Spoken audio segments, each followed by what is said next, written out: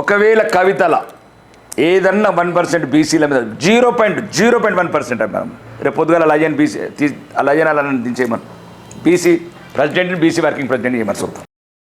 ఇక అదిగా ఇదంతా అది తెలంగాణ ప్రజలకు తేలాల్సిందిగా. ఇక ఈ దొంగల ఏమున్నారు, ఏం చేస్తున్నారు, మళ్ళీ తెలంగాణ ప్రజలను ఏ రకంగా మోసం చేస్తారు, ఇదంతా మళ్ళీ ఫ్యామిలీ డ్రామా పార్ట్ 2.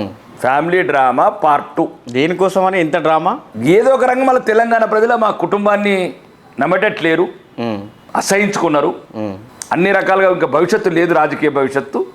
ఏదో ఒక రకంగా లోపల ఒక స్క్రిప్ట్ తయారు చేస్తున్నారు కుటుంబము.